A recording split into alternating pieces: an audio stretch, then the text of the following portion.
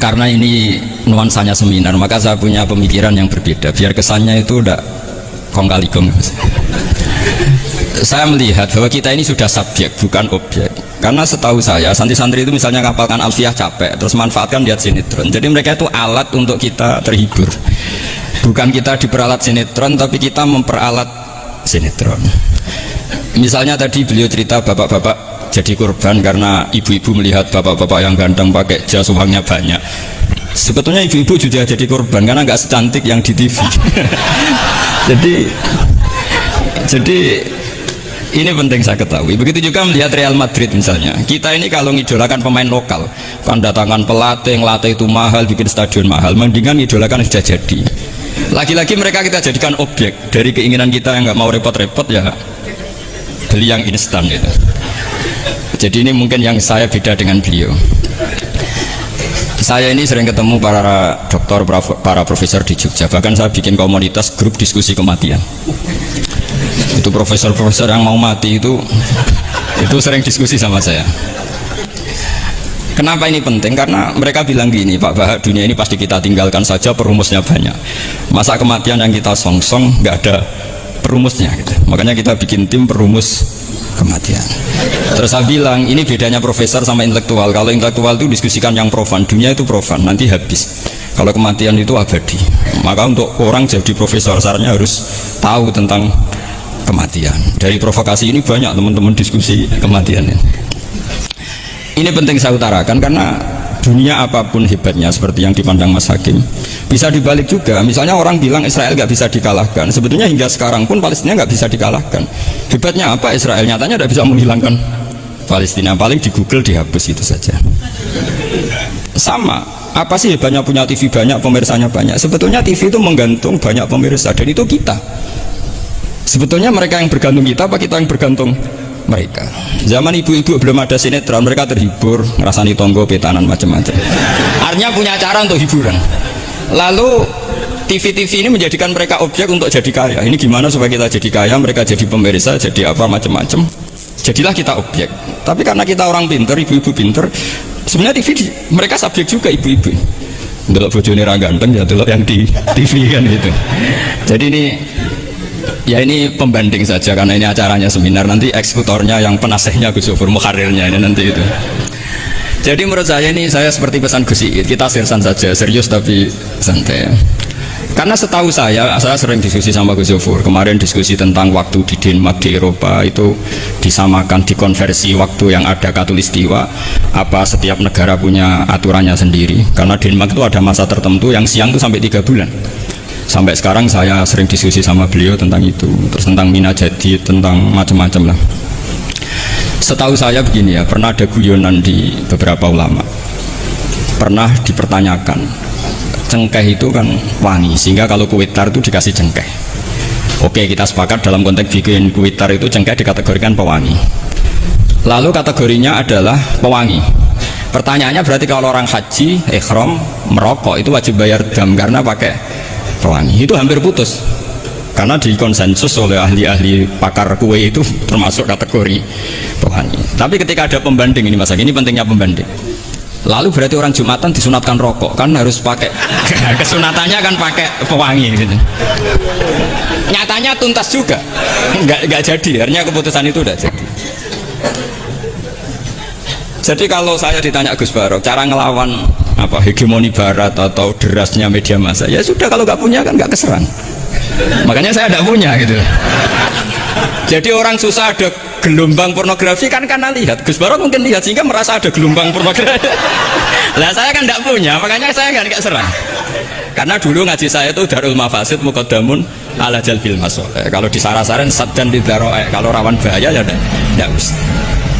Ya saya kira gitu, kira-kira alasan saya kena. Selain mungkin saya tidak buat beli Gus Barok gitu. Tapi kan tidak pantas, saya termasuk orang yang dianggap keren terus nggak kelar itu, tidak mampu beli. Tapi yang saya mencintai anak-anak Anwar karena alma mater dengan kita, dan nanti kalau misalnya ada tanya jawab ya biasa saja seperti dulu. Anda harus yakin saya benar, meskipun Anda jangan yakin pendapat Anda benar. Tapi masalah media memang mulai dulu Banu Tamim itu pernah juga datang ke Rasulullah bilang innamat hanazinun wa dhamman asyainun, itu masyhur. Ya Muhammad, kita ini iman tanpa dijajah Anda. Kita iman karena bukan kalah perang. Dan kita komunitas yang besar. Sehingga perlakukan kami dengan khusus. Karena sekali saya muji Anda, maka pujian kita adalah menjadi zainun laka, menjadi hiasan, menjadi pencitraan yang bagus bagi Anda. Wa inna dzamana syairun, sekali kita mengkritik kamu, maka kamu dalam bahaya. Syairun, maka kamu akan hina. Apa jawab Rasulullah? Enak saja Nabi jawabnya, zaka Allah. Kita ini orang iman. Kalau dikritik media ya tenang saja. Yang penting indallah benar. Nah mungkin saya latihan di makom itu sehingga saya itu sama media biasa. Istri saya lihat sinetron. Setahu saya gitu, bersumpek itu delok dunia itu, buruan delok sinetron. Ini sebenarnya kita subjek apa objek? Kalau menurut Mas Hakim objek, kalau saya ya kita subjek. Kalau bosan ya ganti saja. Kalau bosan ganti. Jadi kita yang memainkan mereka, bukan kita yang dimainkan mereka. Oh yang pegang remote kita. Nah, saya kira ini yang ringan-ringan saja. Seperti pesan Gus Iyad tadi, sersan itu serius tapi santai. Ya biasa saja menurut saya. Ini zaman nggak bisa dilawan ya. Saya juga beberapa kali ketemu menteri, ketemu pejabat ya, kita sering diskusi. Kadang-kadang mereka bilang, Gus, mbok ya usul tentang sebetulnya tata negara itu kayak apa. Saya bilang ini basa-basi, ada pakarnya. Tata negara itu sudah ada pakar. Kalau sama tanya tata akhirat, saya jelaskan. Terus, ya tata akhirat itu kamu di dunia harus sujud. Dunia ini nanti profan, jabatan menteri itu profan. Kalau akhirat itu abadi. Akhirnya ngaji sama saya. Enggak bab itu. Ini penting. Bagaimanapun kita umatnya Nabi yang diamanati menyelamatkan umat ini sampai dunia akhirat. Kalau yang di dunia sudah ada spesialis ya kita terima. Bagaimanapun orang Islam itu kalau bisa ya di dunia hasanah. Tapi yang sudah agak-agak berKTP akhirat kayak saya jangan dipaksa. Ini penting ya karena memang ayatnya wafil akhirati hasanah gitu. Jadi kita tidak boleh hanya bicara kompetisi antar TV macam-macam.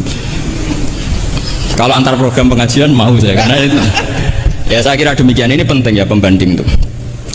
Karena saya punya cerita ya betapa Rasulullah SAW ini sangat-sangat akademik ya. Saya punya cerita agak serius. Setelah ini selesai, ini terakhir Gus Bara. Suatu saat ada seorang sahabat, ini yang disetujui atau diamini oleh para ahli tafsir. Dia perang gitu atau ditugaskan ke Nabi gitu.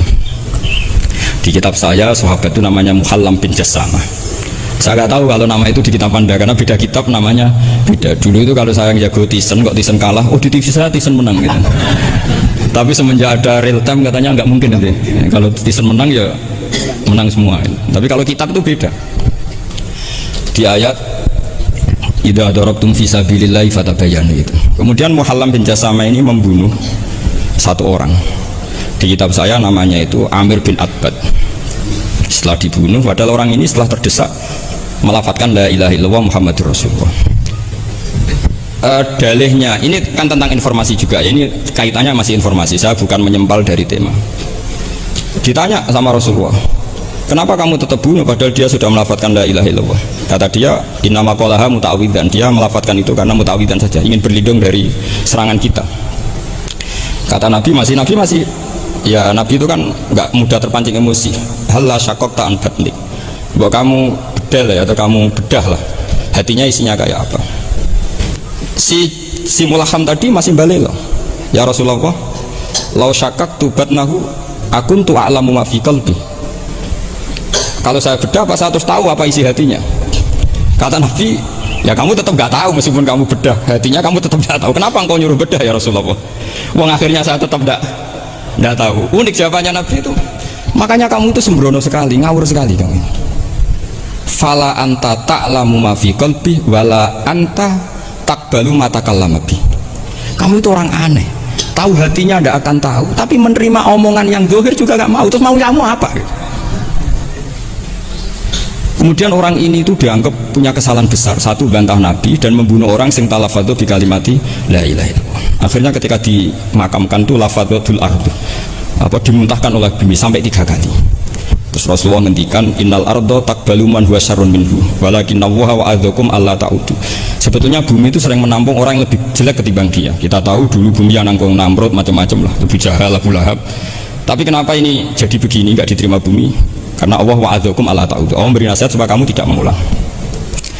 Artinya begini teman-teman santri ya, dalam menerima informasi itu ada hal-hal yang butuh kita sikapi, ada yang enggak misalnya gini, masalah talafut bi kalimati syahadah, bi kalimatai syahadah, itu siapapun yang melafatkan harus kita terima karena ini kalimat sakral.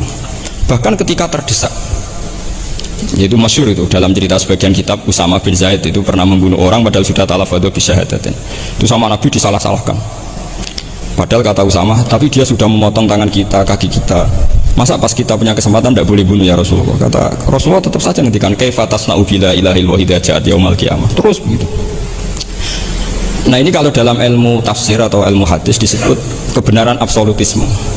Sehingga ada hadis mangqala la ilaha illallah dakhalal jannah wa in zana wa in saraka. Kalau di bab fikih informasi itu bisa kita terima kalau mukhbirnya itu adil, datanya valid. Tapi khusus kalimat syahadat itu tidak, wa in zana wa in saraka harus kita terima.